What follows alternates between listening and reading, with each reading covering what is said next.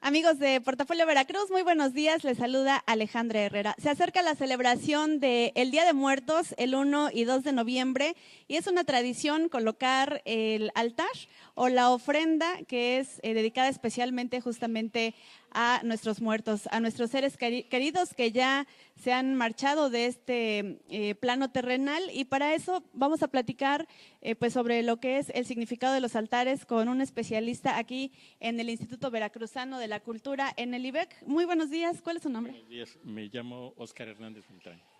¿Y su cargo aquí en el IBEC? Soy el subdirector de Desarrollo Cultural Regional.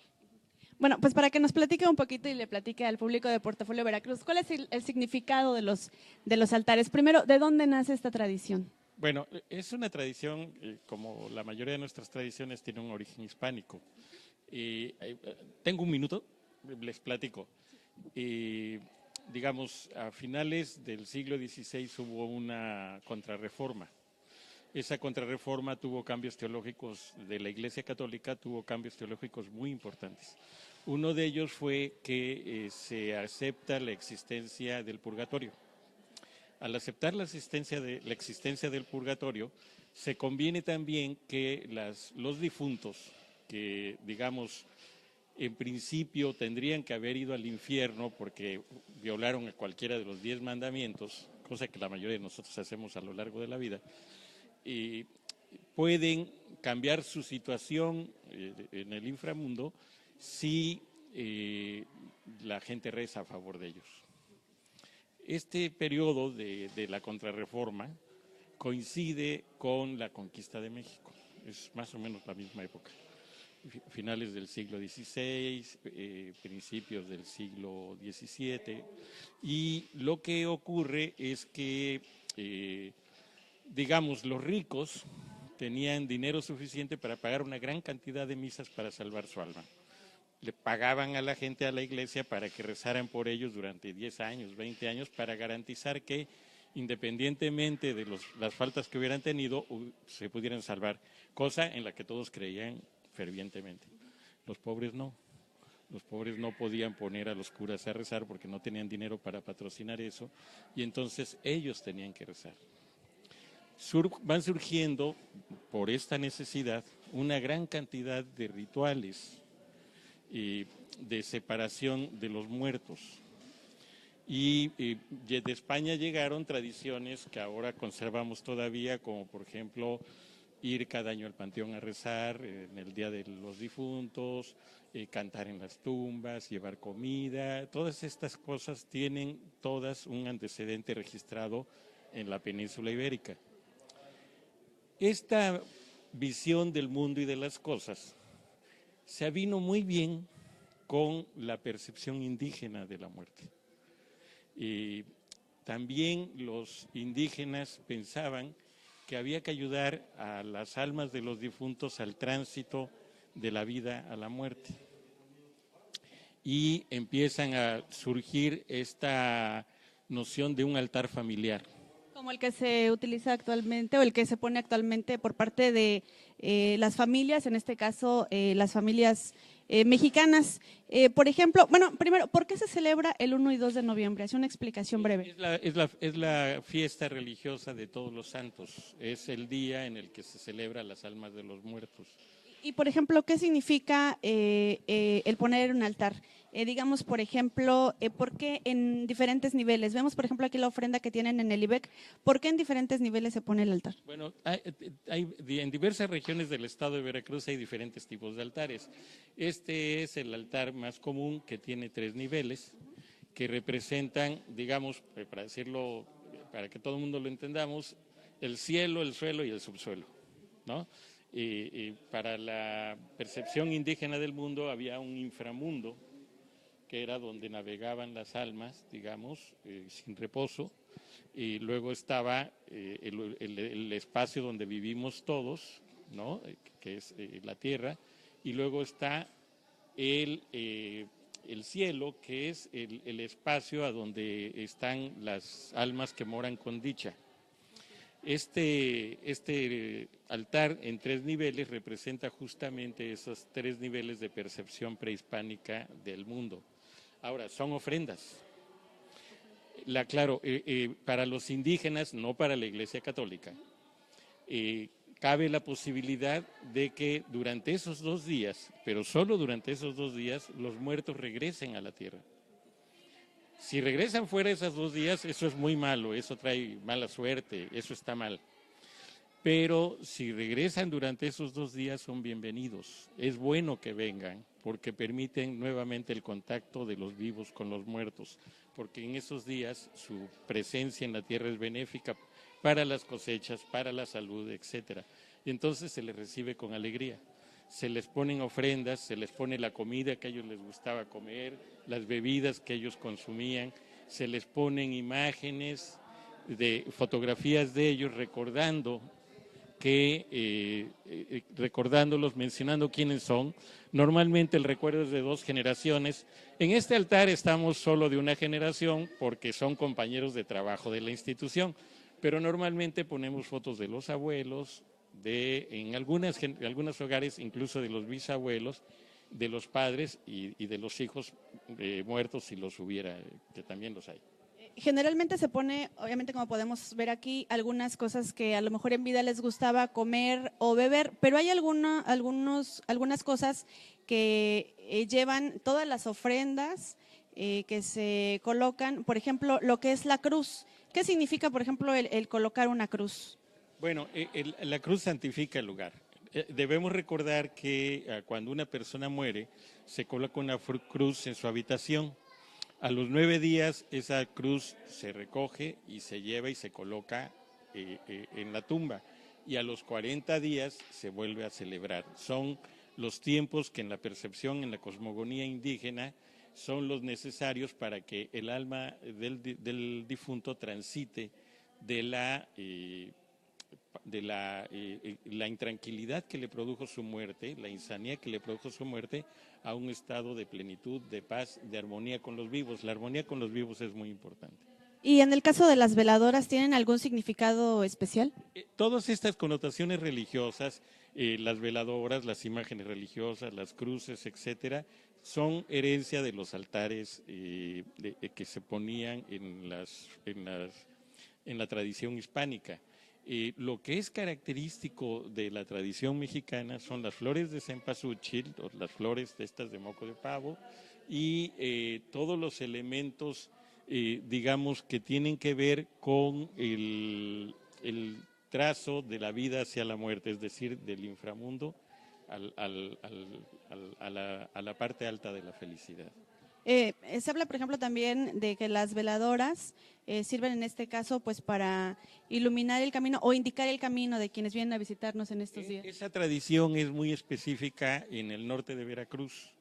En Tuxpan existe la tradición del niño perdido, que lo que hace es iluminar el sendero de quienes murieron, celebrando la tradición del día que Cristo se pierde en el templo.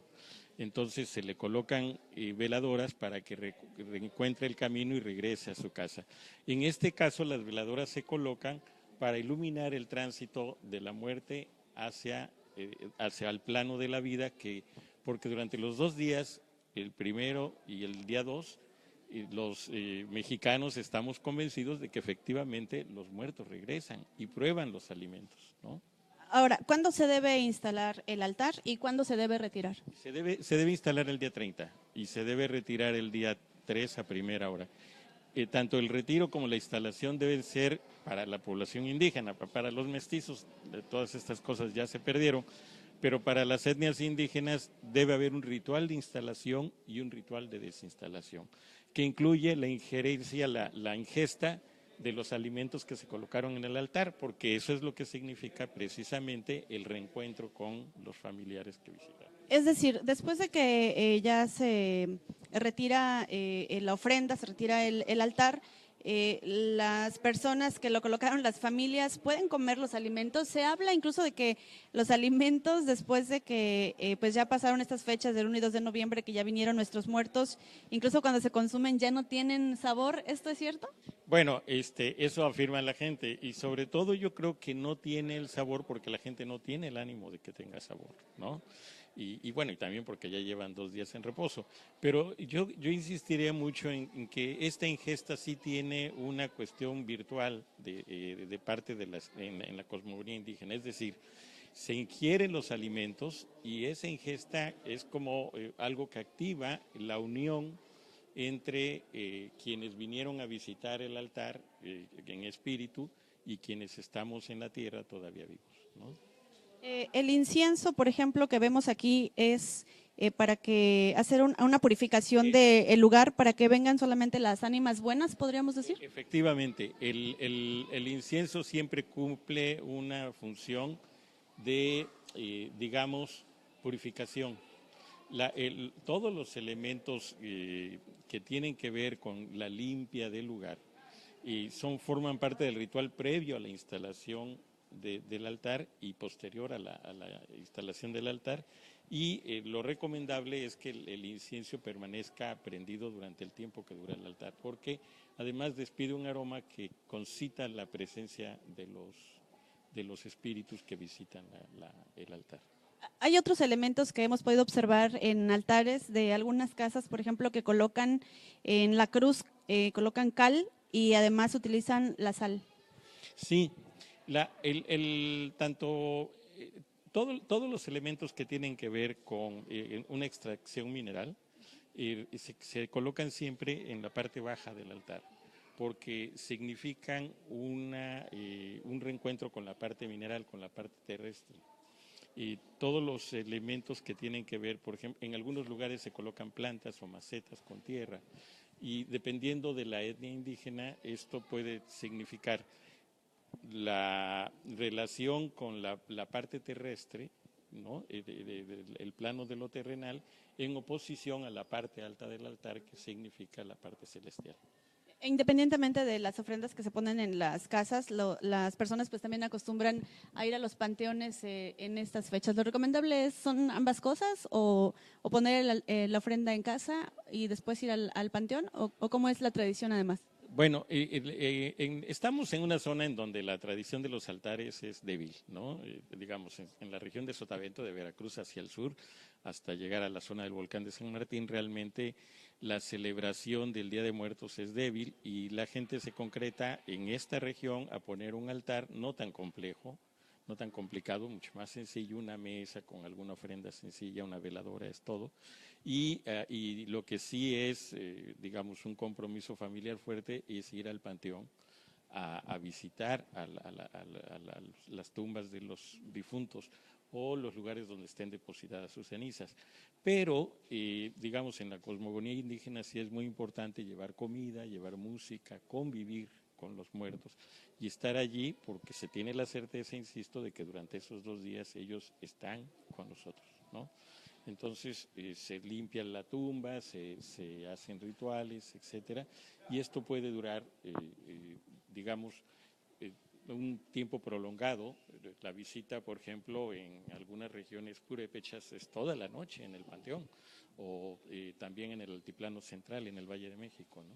Y mencionaba, por ejemplo, que en estas fechas también pueden venir las ánimas malas. Sí, a ver, la idea es que los muertos pueden visitar en la cosmogonía indígena durante el día 1 y el día 2, son bienvenidos. Es muy malo que las almas de los difuntos retornen cualquier otro día del año. Eso acarrea enfermedades, malas cosechas, en fin, eso es algo que le da mucho miedo a la población indígena, ¿no?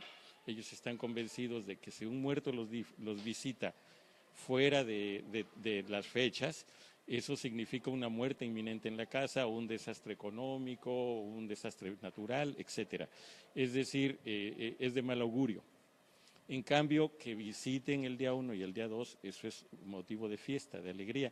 Eso llama mucho la atención en el extranjero porque la gente se sorprende de que en México se haga fiesta para celebrar a los muertos, pero lo que pasa es que, de acuerdo a la cosmogonía de la mayoría de las etnias indígenas del país, si hay una visita de los muertos en días de muertos, una buena visita, una visita amistosa, eso es signo de salud, de buena suerte, de buenas cosechas, etcétera. ¿Y esta tradición se mantiene o se ha ido perdiendo en nuestro país, por ejemplo? En nuestro país se ha ido desfigurando mucho en las zonas mestizas y sobre todo en las zonas metropolitanas, ¿no?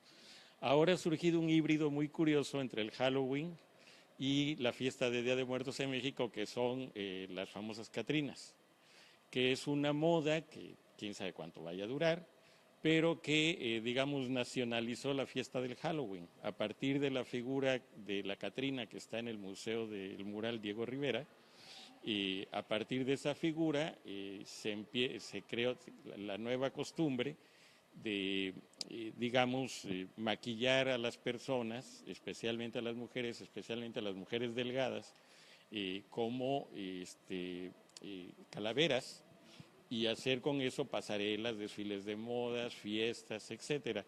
Esto seguramente va muy ligado a la industria del maquillaje, seguramente está promovido por los señores que maquillan o las señoras que maquillan, etcétera, pero digamos no tiene un sustento en la tradición. Sin embargo, ha ido ganando importancia. Lo importante es que la gente sigue celebrando el Día de Muertos, ¿no? Pues ahí está. Muchísimas gracias. Pues amigos de Portafolio Veracruz, si usted celebra esta tradición, obviamente Día de Muertos, pues ya sabe qué es lo que significa el colocar el altar y cada uno de sus elementos, la ofrenda que se ofrece justamente a nuestros muertos que nos visitan este 1 y 2 de noviembre. Soy Alejandra Herrera, le agradezco y nos vemos en una próxima ocasión.